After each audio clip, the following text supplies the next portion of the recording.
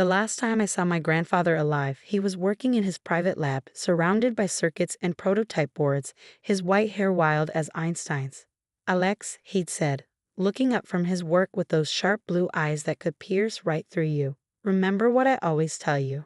Innovation isn't about being first, I recited, smiling at our familiar exchange. It's about being right. And he prompted, setting down his soldering iron. The most valuable things aren't always visible on the balance sheet. He nodded, satisfied. Good boy. Now hand me that oscilloscope, would you?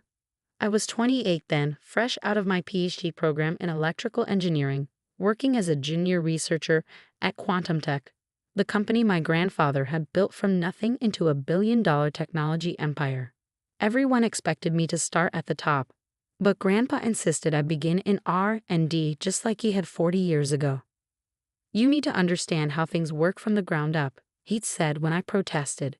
Your uncle never did, and look how that turned out. Uncle Richard, my father's older brother, was CFO of Quantum Tech, but everyone knew he was just a figurehead. He had the family name but none of the technical brilliance that had made my grandfather successful. Dad might have been better suited for leadership, but he died in a climbing accident when I was 12, leaving me to be raised by my mother and grandfather. I didn't know it then, but that conversation in the lab would be our last. 2 weeks later, Grandpa Arthur Mitchell, founder and CEO of Quantum Tech, was found dead in his office. Heart attack, the doctors said. Natural causes. He was 78. The funeral was exactly as he would have hated it, formal, stuffy, full of corporate types more interested in the future of the company than in mourning its founder. Uncle Richard worked the crowd like a politician, shaking hands and accepting condolences with practiced grace. His wife Amanda hung on his arm, her designer black dress probably worth more than my yearly salary. Such a tragedy, I overheard her telling someone. But Richard is ready to step up. The company needs strong leadership now. I stood in the back, uncomfortable in my dark suit, missing the casual conversations Grandpa and I used to have over circuit boards and coffee. My mother squeezed my hand, understanding as always. He was so proud of you, she whispered. Never forget that. The will reading was scheduled for the following Monday at the corporate headquarters. I arrived early, passing through the familiar security checkpoints, nodding to researchers I knew from the labs. The company's legal team had arranged everything in the main conference room, all sleek glass and chrome, with views of the city skyline that Grandpa had always said reminded him how far he'd come from his garage startup days. Uncle Richard was already there, naturally, seated at the head of the table where Grandpa used to sit. Amanda perched beside him, tapping away on her phone. A few board members filled other seats, along with key executives and legal representatives. Ah, Alex, Uncle Richard said as I entered, his smile not reaching his eyes. Good of you to join us. How are things in the research department? Still playing with your little circuits. Before I could respond, Harrison Webb, the head of legal, called the meeting to order. We're here for the reading of Arthur Mitchell's last will and testament, he began formally. Mr. Mitchell was very specific about his wishes. I tried to focus on Harrison's words, but my mind kept drifting to my last conversation with Grandpa. There had been something urgent in his manner that day, something he seemed to want to tell me. But we'd been interrupted by an emergency in one of the production facilities, and he'd never finished whatever he was trying to say. And to my grandson, Alexander James Mitchell. My head snapped up at the sound of my name. Uncle Richard had gone very still. I leave controlling interest in Quantum Tech, including all voting shares, patents, and associated intellectual property. Additionally, Alex will assume the position of CEO, effective immediately upon the reading of this will. The room erupted in chaos. Uncle Richard's face turned an alarming shade of purple. Amanda's phone clattered to the floor.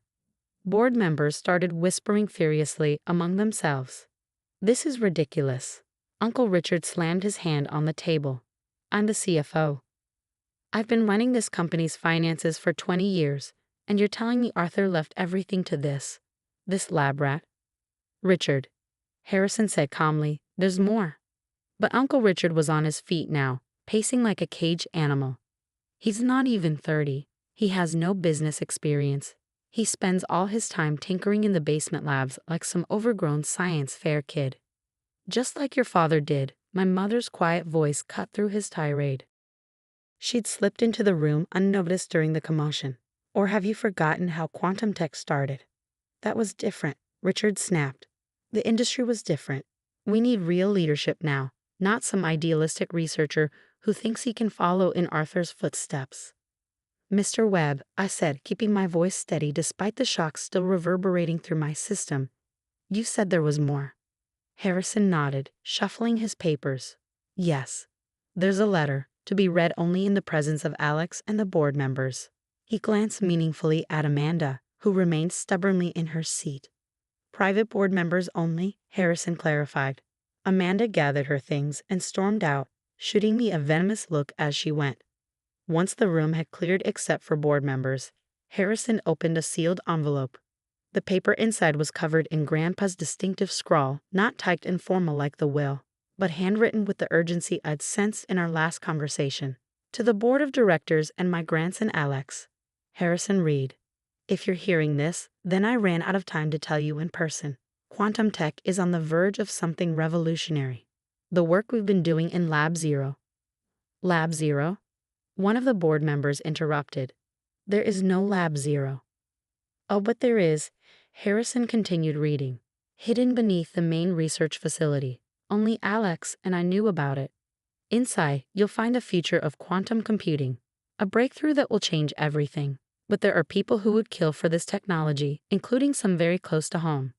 The lab is secured with biometric locks keyed to Mitchell DNA. Alex, you'll know what to do when you see it. Trust no one until you understand everything. And Richard. Harrison paused, looking uncomfortable. What? Uncle Richard demanded. What did he say about me? I know what you've been planning with Global Tech. I have proof. Alex checked the safe in my private lab. The password is your father's birthday. The room fell silent. Global Tech was our biggest competitor, a tech giant that had been trying to acquire quantum tech for years. Any dealings with them would be a massive breach of corporate trust. This is insane, Uncle Richard said, but his voice had lost its anger, replaced by something that sounded almost like fear. Arthur was clearly losing his mind at the end. Hidden labs. Corporate espionage. He was paranoid.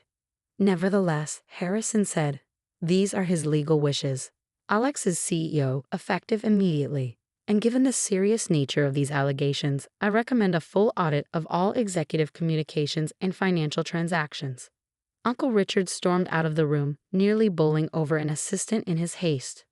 The board members gathered their things, some offering me congratulations, others looking skeptical. Soon only Harrison, my mother, and I remained.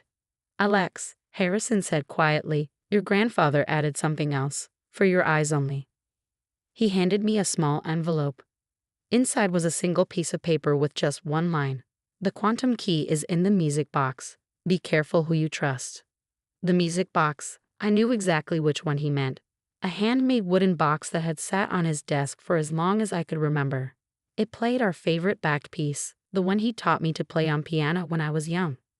I need to get to his private lab, I said, standing. Now. But as I would soon discover, I wasn't the only one with that idea.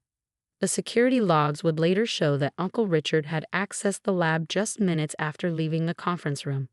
What they wouldn't show was what he took, or what he was planning to do with it.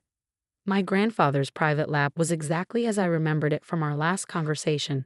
Organized chaos of circuit boards, testing equipment, and handwritten notes in his distinctive scrawl. Except for one thing, the music box was missing from his desk. Someone's been here, I said, noting the disturbed dust pattern where the box should have been. Recently. Harrison Webb, who had insisted on accompanying me, pulled out his phone. I'll check the security logs. Yes, Richard accessed the lab 12 minutes after leaving the meeting. My heart raced as I approached the wall safe hidden behind a vintage vacuum tube diagram. One of Grandpa's favorite pieces of scientific history. The combination was indeed my father's birthday, 03 to 1772. Inside, I found a thick folder labeled Global Tech and a tablet computer I'd never seen before. The folder contained emails, financial records, and photographs that made my blood run cold. Uncle Richard had been secretly meeting with Global Tech executives for months, providing them with confidential quantum tech research data. But it was the tablet that held the real bombshell. "These are security recordings," Harrison observed as I swiped through the files, "from cameras I didn't know existed."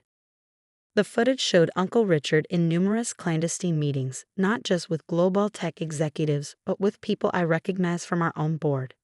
He was planning a hostile takeover, one that would have stripped Grandpa of control over his own company. "That's why he changed the will," I murmured. "Grandpa found out about the conspiracy." But where was the music box? And what was this quantum key Grandpa had mentioned? A commotion outside the lab drew our attention. Through the glass walls, I could see security guards rushing toward the research wing. My phone buzzed with an alert. "Unauthorized access attempted in Sublevel B." "Sublevel B doesn't exist," Harrison said, frowning at his phone. I smiled grimly. "Yes, it does. Lab 0. The hidden lab's entrance was exactly where I'd expected, behind a seemingly solid wall in the basement level, accessible only through a biometric scanner disguised as a circuit breaker panel. As Harrison and I descended the stark white staircase, accompanied by 2 security guards, I could hear voices echoing from below. "It has to be here somewhere." Uncle Richard's voice, tight with desperation. "Search everything." We emerged into a vast laboratory space that would have made any tech company jealous. Quantum computing arrays lined the walls, their cooling systems humming quietly. In the center of the room stood Uncle Richard, the missing music box in his hands, surrounded by 3 men I recognized from Global Tech's executive team. "It's over, Richard," I called out, making them all jump. "Step away from the equipment." "Alex," he tried to hide the music box behind his back, like a child caught stealing cookies. "I can explain.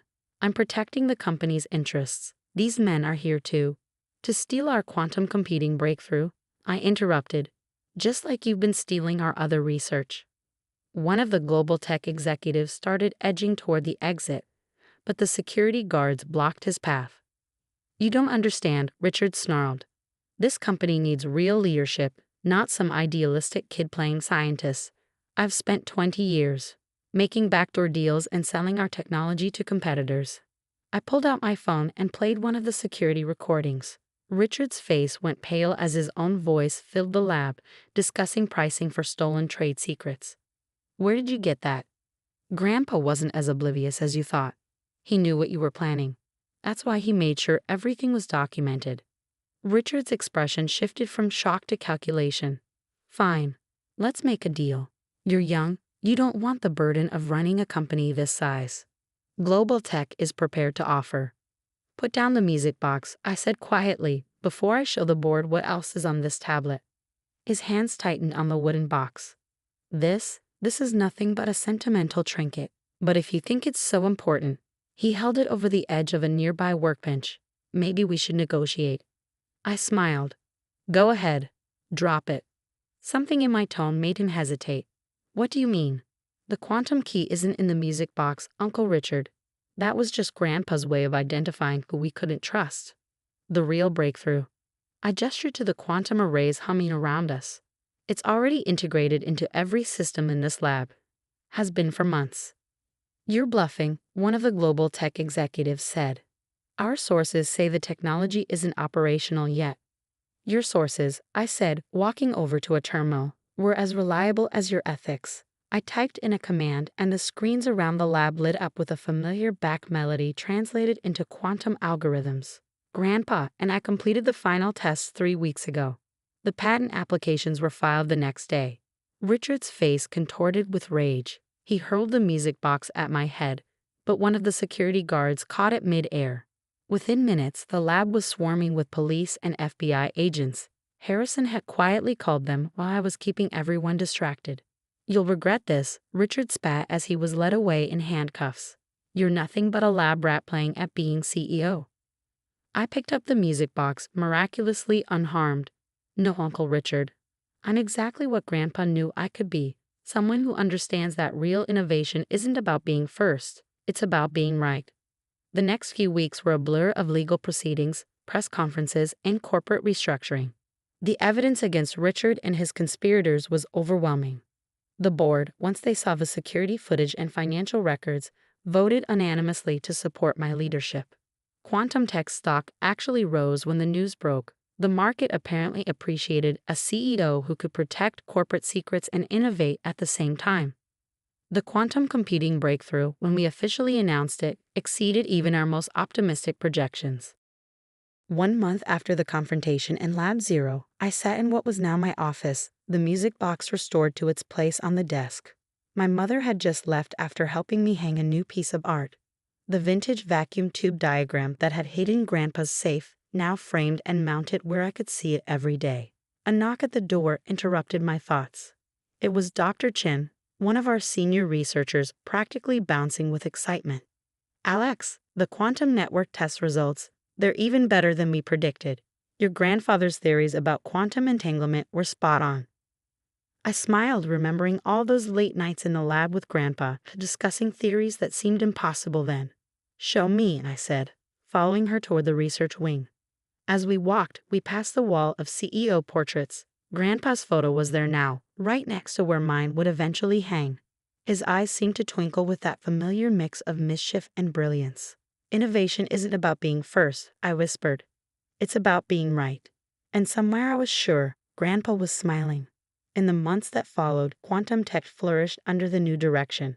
We expanded the research division, established a foundation to support young scientists, and created a mentorship program that would have made Grandpa proud.